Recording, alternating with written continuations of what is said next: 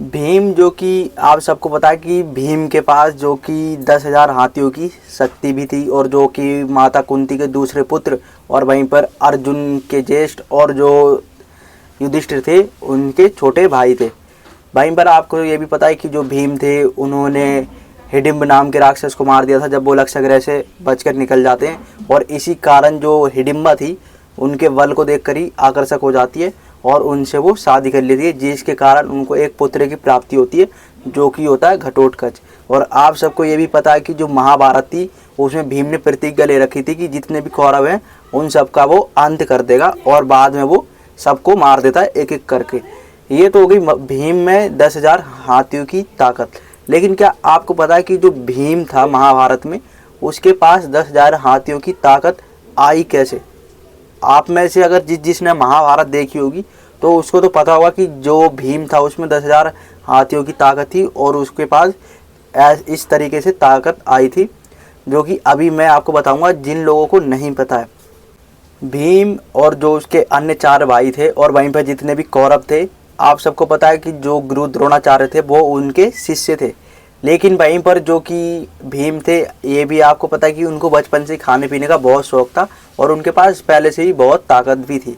लेकिन एक समय कहा जाता है कि जब भीम बैठे हुए होते हैं एक जगह अकेले, वहाँ पर दुर्योधन आता है। आप सबको ये भी पता है कि जो दुर्योधन था वो उनसे शुरुआत से ही नफरत करता हुआ आ रहा था। और वहीं पर जो भीम होता है, अब जो दुर्योधन होता है, तो वो उसको कहता है कि अगर तुम्हें भूख लगी है तो तुम मेरे साथ चलो, मेरे पास खाना रखा हुआ है।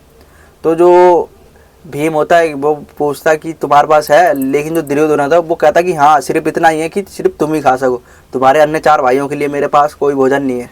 तो भीम होता है वो कहता है ठीक है चलो। अब कहा था कि जो दुर्योधन का छोटा भाई दुशासन होता है, वो जो खीर होती है उसमें विष मिला के पहले से ही रखता है। अब वो जो कि भीम होता है उनके साथ वो वहाँ पर चला जाता है जहाँ पर वो खीर होती है। अब जैसी जो भीम वो खीर खाते हैं तो अब वो कहा जाता है कि वो मूर्छित से हो जाते हैं, एक तरीके से मान लो आप उनकी जान ही चली जाती है। अब जो दुशासन और दुर्योधन थे वो क्या करते हैं, भीम को जाकर गंगा नदी में फेंक आते हैं। अब देख रहे हो कि जो भीम था वो शुरुआत से ही मतलब कि दुर्योधन को चिढ़ाता हुआ आ रहा था, और जो कि उनको एक तरीके से चुनौती देता हुआ आ रहा था। इसी के कारण ही जो दुर्योधन था वो उनसे बहुत ज़्यादा ईर्ष्या भी करता था पांडवों से। अब जो पांडव थे, अब उनको तो ये चीज़ नहीं पता था जो अन्य 4 थे कि जो भीम है उसके साथ क्या हो गया। अब वहीं पर जो दुर्योधन और दुशासन होते हैं वो नदी में फेंक आते हैं। अब वहीं पर कहा जाता है कि जैसे ही वो नदी में जाते हैं फेंकने, तो जो भीम होते हैं अब वो कहा जाता है कि वो नागलोक पहुँच जाते हैं। अब नागलोक में कहा जाता है कि जो नागलोक के राजा थे वो भीम के रिश्तेदार निकल जाते हैं। क्यों? क्योंकि जो उनकी माता कुंती थी, कहा जाता है कि जो कुंती की माता थी वो जो नागलोक के राजा थे उनकी पुत्री थी। अब वहीं पर जो भीम थे, अब उनको जब वो वहाँ पर ले जाते, जो उनके सैनिक होते नागराज के पास ले जाते हैं, तो भीम से वो पूछते हो कि तुम हो कौन? तो वो बताता कि मैं माता कुंती का पुत्र हूँ। तो जो नागराज थे वो समझ जाते कि हाँ, ये तो मेरा ही रिश्तेदार है, मेरी पुत्री की पुत्री का पुत्र है। अब वहीं पर जो नागराज थे वो पूछते कि तुम यहाँ पर आ कैसे गए? तो वो बताता है कि मैं खीर खा रहा था तो पता नहीं मेरे साथ क्या हुआ, मैं शायद बेहोश सा हो गया। उसके बाद जो दुर्योधन था और उसका भाई, उसी ने शायद मेरे को यहाँ पर ला के फेंक दिया।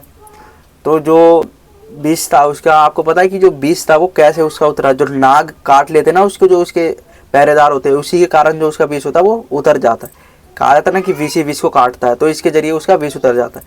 अब जो उसका जो रिश्तेदार होता है, जो भीम का जो नागलोक के राजा होते हैं, अब वो क्या करते हैं कि एक कटोरे में उन्हें रस पिलाते हैं। अब जो वो रस होता है उसमें कहा जाता है कि 10,000 हाथियों की ताकत होती है। अब वो उस रस को पी लेते हैं, और इसी कारण कहा जाता है कि जो भीम था उसमें 10,000 हाथियों की ताकत आ जाती है। और आप सबने देखा है कि जब भीम में 10,000 हाथियों की ताकत आ जाती है तो वो किसी से भी युद्ध लड़ने के लिए तैयार हो जाता है। और वो उसने कीचक को भी मार दिया था, और वहीं पर दुर्योधन को भी उसने ही मारा था। और जो कि महाभारत में आपने देखा हो कि जब पांडवों को वनवास हो जाता है तो मध्य प्रदेश में एक ऐसी जगह है जहाँ पर आज भी भीम कुंड बना हुआ है। और कहा जाता है कि उस जगह पे जो द्रौपदी थी उसे प्यास लगाती है, तो जो दुर्योधन था उसने अपनी गदे से प्रहार करके वहाँ पर एक ही जगह पर प्रहार कर करके उस भीम कुंड का निर्माण करा था। देख लो कि कितनी ताकत है उसमें।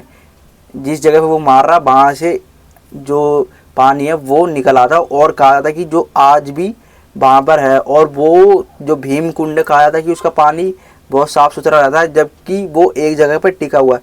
और आप सबको पता है जो एक जगह पे पानी टिका हुआ था वो कभी भी साफ़ सुथरा नहीं रह सकता। और कहा था कि वो उसकी गहराई का भी कोई पता नहीं कि वो कहाँ तक गया हुआ। तो इस कारण जो भीम था उसमें 10,000 हाथियों की ताकत आई, और जो कि बाद में जितने भी कौरव थे उन सबको वो मार देता है।